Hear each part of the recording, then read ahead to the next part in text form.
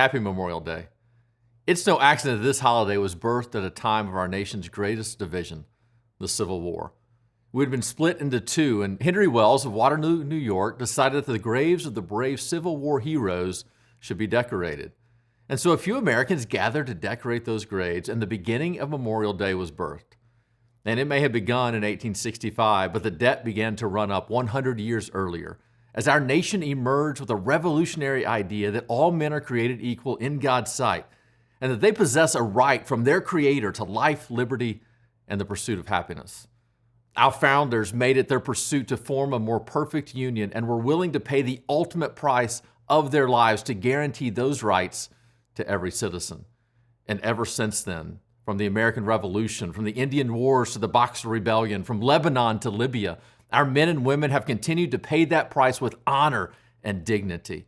And for as long as that high of a price is demanded for freedom, Americans will willingly pay that price. And while we reap the benefits of other sacrifices, we'll continue to remember how the mighty have fallen. We have learned from that first unofficial Memorial Day 158 years ago that there is no division too great or too wide for Americans that cannot be forgotten at the grave of a fallen soldier. For it is at that very grave which allows us the freedom to disagree. We can walk into any national cemetery today and see the lines of the markers that dot the landscapes. And as a former president said, the lines of difference are freedom's privilege. The lines of those markers are freedom's cost. And so we remember how the mighty have fallen. And yet I wonder how seriously we take this holiday. Could it be that this day set aside to remember those who paid the ultimate price has turned into just another day off work? A marker for the end of the school year and the beginning of summer, a day characterized more by golf and swimming pools than remembrance and prayer. Have we really forgotten how the mighty have fallen? And what cost are we willing to pay for our forgetfulness? Now, what happens when our children grow up knowing nothing of the 20th century and the battles that were fought? What price will we pay when they know nothing of the sacrifices of their great-grandparents? We must remember how the mighty have fallen.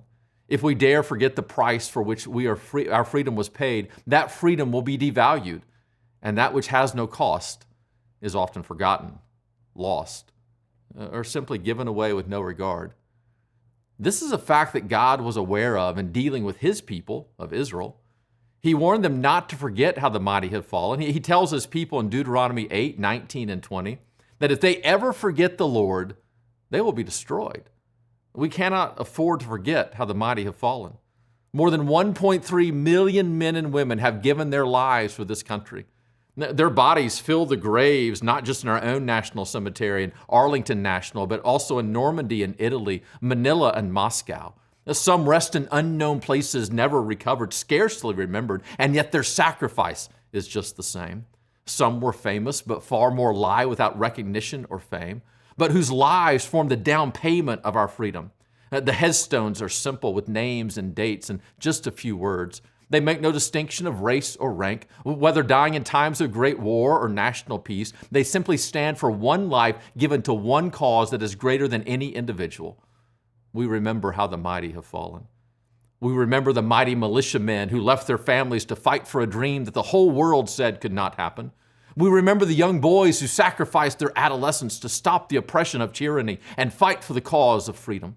We remember the African-American soldiers who were willing to die to advance individual rights, even though they themselves were denied those very rights. We remember the women who faced oppression within their own military and yet fought with valor for the higher ideals of our society. We remember the almost 100 soldiers who die every year in training accidents, preparing themselves just in case we need them. We remember those who stormed the beaches of Normandy, only making it one step further than the previous soldier who had died, seemingly losing the battle, but in actuality, winning the war. We remember the soldiers who crawled through the rice paddies and swamps of Korea and Vietnam while their own country turned their backs on them. We remember the soldiers who braved the sands and the scuds of the Persian Gulf to ensure a small country its sovereignty, and in so doing, strengthening its own. We remember the famous battles of Gettysburg and Omaha Beach, San Juan Hill and Iraq. We remember how the mighty have fallen. We remember the forgotten battles of Fiji and Samoa, Haiti and Honduras. We remember how the mighty have fallen. We remember the fathers and mothers, sons and daughters, the actors and athletes, the metropolis mayors alongside the rural farm boys. We remember without bias Republicans and Democrats, liberals and conservatives, North and South, East and West. We remember without concern of differences or divisions, wartime or peacetime. We remember how the mighty have fallen. This weekend we remember more than 1.3 million have given their lives for our nation since the first shots rang out more than 200 years ago. From Lexington and Concord to Normandy and Iwo Jima, men and women, young and old, black and white, have given their lives for the cause that we call our own. And so we must remember how the mighty have fallen. For the sanctity of our country, for the betterment of society, we cannot afford to forget. And yet our greatest threat today is not forgetting the soldiers whose graves are filled all across the world. Our greatest threat is to forget the one soldier whose grave lays empty. We must remember how the mighty one has fallen. He fell not out of weakness nor poor military strategy. He fell not to a power greater than he, nor an opponent wiser than he. He fell out of love for people who did not deserve it. He fell willingly and humbly. His falling caused Paul to write that Christ, although being the very nature of God, did not consider equality with God something to be grasped. He made himself nothing, taking the very nature of a servant, being made into human likeness and being found in the appearance of man.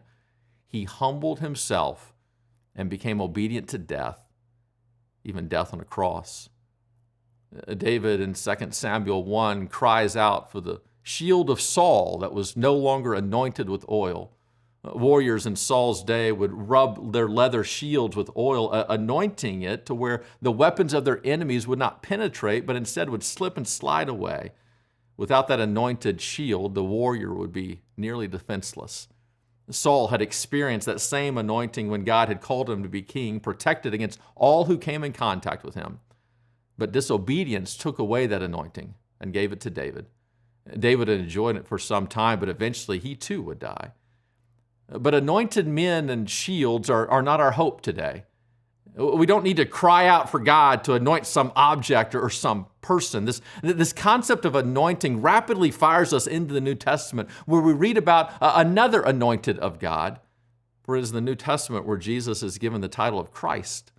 Literally, it means Jesus, the anointed one. David wept over the death of his anointed one, but we too weep over our anointed one has fallen.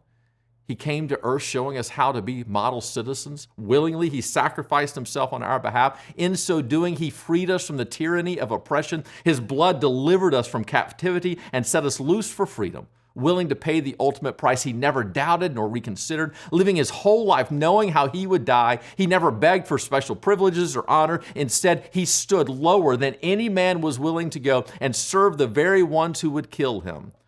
We must remember how the mighty one has fallen. He fell on Calvary beneath two common thieves, the highest ranking official only to be humiliated on a tree. We must remember how that mighty one has fallen. Taps rang out.